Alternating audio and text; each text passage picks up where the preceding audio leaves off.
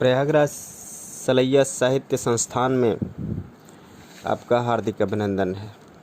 आज mark Twain की कहानी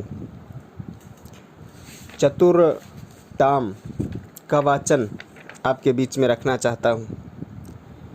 लोग कहते हैं कि जीवन में समझदारी और चतुराई से मुश्किलों को भी आसान किया जा सकता है। कुछ इसी प्रकार की कहानी है जिसमें एक बच्चे की चतुराईपूर्ण कथा का वर्णन किया गया है। चतुर टाम। एक था टाम, छोटा सा लेकिन बड़ा ही नटखट और बहादुर बच्चा। वह अपनी बूढ़ी पाली मौसी के पास रहता था। पाली मौसी उसकी शरारतों से कभी कभी तंग आ जाती थी, लेकिन टाम की चतुराई देखकर उनके होठों पर भी मुस्कान आती थी। एक दिन पाली मौसी का धैर्य जवाब दे गया। टाम की शैतानी देखकर उन्होंने उसे सज़ा सुना दी। उसे घर की बड़ी सी चहार दीवारी पर सफ़ेदी करने का जिम्मा सौंपा गया। शाम का दिन था। हर तरफ गुनगुनी धूप की मुस्कान बिखरी थी। टाम हाथ में सफ़ेद बल्टी और ब्रश लिए हुए चहार दीवारी की पुताई के लिए निकला हुआ था। उसने सोचा, आज का दिन इतना अच्छा है, क्या मैं बस सारे दिन पुताई करते हुए ही इसे बिताऊंगा? आखिर कुछ न कुछ तो करना ही पड़ेगा। तभी घर का नौकर जिम हाथ में बाल्टी लिए हुए पानी भरने के लिए वहां से निकला। टाम ने उसे प्यार से बुलाकर कहा, सुनो जिम, अगर तुम मेरी जगह पुताई करने को तैयार हो जाओ तो लाओ, मैं पानी ला देता हूँ। वह टाम के बहुत कहने पर पुताई के काम में लगा, पर तभी सामने से पाली मौसी आती दिखाई दे गई। इसलिए वह हाथ में खाली बाल्टी लेकर भागा और टाम फिर उदास भाव से पुताई में लग गया। अभी भी उसकी उम्मीद खत्म नहीं हुई थी।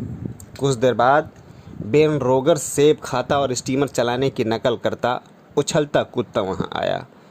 उस समय टाम चहार दीवारी के एक हिस्से की पुताई करके एकदम कलाकार की नज़र से उसे देख रहा था। बेन ने बड़ी सहानुभूति से कहा, अरे टाम, आज तो तुम्हें काम करना पड़ रहा है। टाम हंसकर बोला, काम? तुम इसे काम कहते हो? अरे यह रोज रोज चहार दीवारी की पुताई करने का मौका किसे मिलता है? मैं तो इतना खुश हूँ, इतना कि तुमसे क्या कहूँ। अब तो सारा नक्शा ही बदल गया था। बेन को लगा, काश मुझे भी थोड़ी देर पुताई करने का मौका मिल जाए। उसने बड़ी मनोहार करते हुए कहा, टाम, जरा मुझे भी पुताई करने दो ना। अब टाम के नखरे करने की बारी थी। बोला, बेन क्या कहूँ, पाली मौसी नहीं मानती। यहाँ जिम भी पुताई करना चाहता था और सिड भी, पर मैंने साफ मना कर दिया। अगर कुछ गड़बड़ हो जाए तो जानते हो पाली मौसी मुझे कितना डांटेगी। अब बेन ने और विनम्रता से अनुरोध किया, देखो टाम, मेरी बात पर विश्वास करो, मैं बड़ी सावधानी से पुताई करूँगा, कहीं कुछ गड़बड़ नहीं करूँगा, और हाँ, बदले में मैं तुम्हें अपनी सेब भी दे दूँगा। टाम ने बड़ा एहसान दिखाते हुए अपना ब्रश छोड़ दिया और बेन उसकी जगह बड़ी खुशी से पुताई करने में जुट गया। थोड़ी देर बाद कुछ और भी लड़के आए। वे आते ही टाम को चिढ़ाने की कोशिश करते, मगर किसी न किसी तरह चतुर टाम की बातों में फंस जाते। एक थकता तो दूसरा ब्रश को हाथों में लेकर जोश से पुताई करने में जुट जाता। टाम आराम से एक तरफ बैठा उन लड़कों के काम को देख रहा था और उन्हें बताता भी जा रहा था, भाई ऐसे नहीं, ऐसे पुताई करो तो चहार दीवारी खिलेगी। लड़के सोचते कहीं उनके हाथ से ब्रश न छीन लिया जाए, इसलिए वे टाम के एक एक आदेश का पूरी बारीकी से पालन करते। यही नहीं, जो बच्चे पुताई करने की अनुमति हासिल करते, वे टाम को अपनी प्रिय चीज़ें देकर प्रसन्न करने की कोशिश भी करते।